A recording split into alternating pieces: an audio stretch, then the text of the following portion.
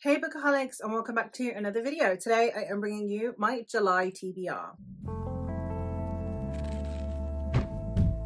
For the first week of July, I'm not actually going to be in the country, and I already mentioned in my June TBR that I am going to be reading the Charlotte Bond Fireborn Blade duology. It's a duology of novellas that I will be reading while I am in Warwickshire and Coventry. So I will briefly mention those, but I've already said that I'm going to be reading those. I don't actually know a huge amount about them. I just know that we are following a lady knight who is potentially needing to be redeeming herself in some way, shape or form, and she goes on quite a dangerous mission. I don't know a huge amount more about it. I know that my friend Mare really liked it, so I will leave her, I think she's got a dedicated review, so I'll leave that link down below.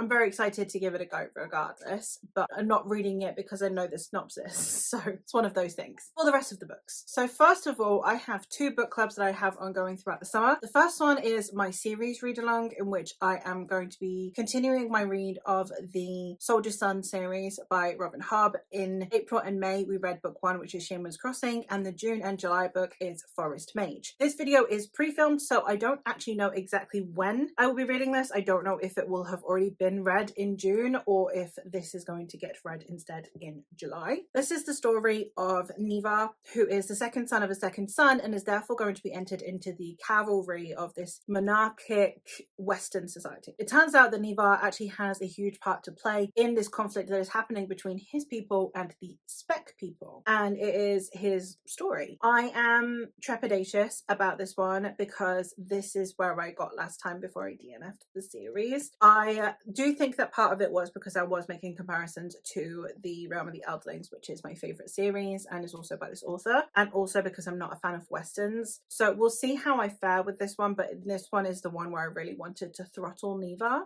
the protagonist, so hopefully I will have a better time with it the second time round. The other book club that I have ongoing is my sci-fi summer book club, in which we are reading one sci-fi book every month. I am spoiler vlogging the experience, and then the vlog goes up the following month. So the pick for May was Winter's Orbit, and the vlog for which went up in June. The June pick was Terraformers, the vlog for which will be going up in July, and the pick for July is Some Desperate Glory by Emily Tesh. I am really excited to get to this one. This is an author I've heard really good things about, and all of the sci-fi booktubers that I trust have said good things about this. So even though I've heard some mixed reviews, the ones whose opinions I tend to align with have been liking this one. So I'm very excited to try it out. I believe that this is a take down the system style space opera. I'm excited to see exactly how this society is constructed, because I've heard that it's quite an interesting one, and that taking down the society is more about taking down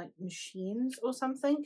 So I'm excited to give this one a try. The Discord in which I am talking about both of these is always linked in the description in case you want to join for either of the read-alongs. Again, we're going very slowly with Soldier Son, so you still have plenty of time to catch up. And also, as I said, with the sci-fi ones, they are technically one a month, but the chats are going to stay open. So if you fancy reading them at a later date, the more the merrier. I did mention in my summer planned video that I am also planning on working my way through my two ongoing extended universes. The first one being Memories of Ice, as I continue my way through the Malazan Book of the Fallen by Stephen Erickson. This is the third book in the series, and it is another reread for me. I did read these via audio back in the day, and I didn't retain anything because these are not books that I can handle on audio. So having them now physically where I can consult glossaries and maps and take notes and slow my pace down is much, much better. So I am very excited to get into the third one and see how much I remember. I can't really tell you much about what this series is about. It is literally just the way that war impacts this continent from many, many perspectives and how it affects individuals. And it's done in a really interesting way. It's some of the best fantasy I've ever read. So I am really, really excited to get to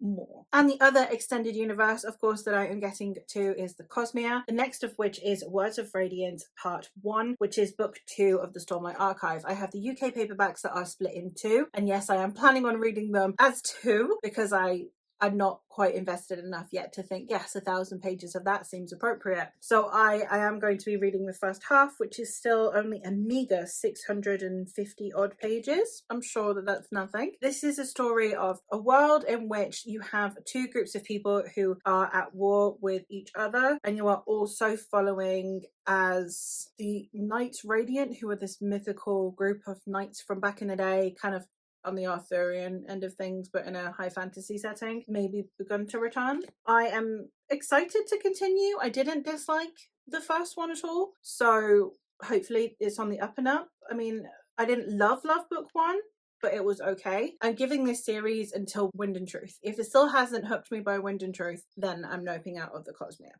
Seems like a fair trade. I have one standalone that I would like to get to. I just, every now and then, it's nice to have a standalone palette cleanser. So I would also like to get to Shoestring Theory by Mariana Costa. It's a time travel romance in which we have someone who is this grand mage and knows that they're about to die. So sends himself back in time so that they can be in the like happiest place of their life and maybe remedy some things. It's not normally my vibe, but something about this one is calling to me, so I'm going to read it. I did also say in my summer plans video that I wanted to make sure that I was rereading throughout the summer. So my reread series for July is I'm going to be rereading the Daevabad trilogy by S.A. Chakraborty. This is a very popular, well-loved series, and I loved it the first time that I read it. I think it was 4 stars, 5 stars, 5 stars, if I'm not mistaken, and I had such a good time with this series. It is a story of a young woman named Nari who lives in colonized Egypt, and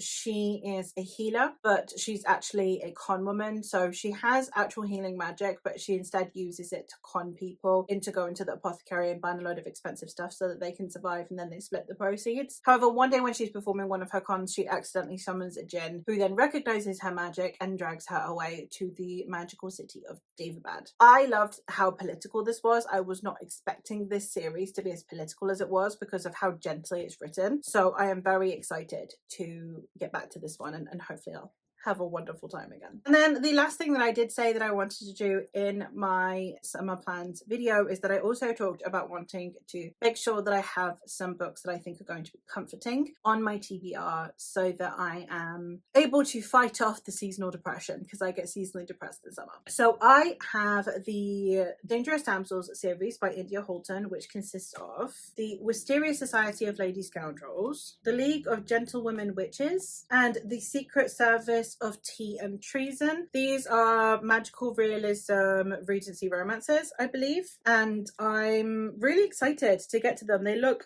a lot of fun. I didn't need to know a huge amount about them. They're Regency. Regency is like my favorite era to read, which, you know, I read dark epic fantasy and then Regency romance. That is the two halves of my personality. I'm really excited for these. I will tell you what the Dangerous Damsel series is about when I read them, because I didn't pick them up with any knowledge of the synopsis. I picked them up because of the covers and because of them being Regency. Hopefully I will have a really nice reading month, a nice relaxing time when I come back from the UK, and I can just get into all of these books. There's so many books on here, but I'm so excited for them. And also, obviously, it's summer. I'm not doing anything, so hopefully I'll have loads of time to read. So do let me know in the comments down below what you are most looking forward to reading in July. Let me know what some of your favorite summery reads are as well. What do you like? Are you a seasonal reader? And that is all from me for today. So thank you ever so much for watching, and I will hopefully catch you in another one soon. Bye.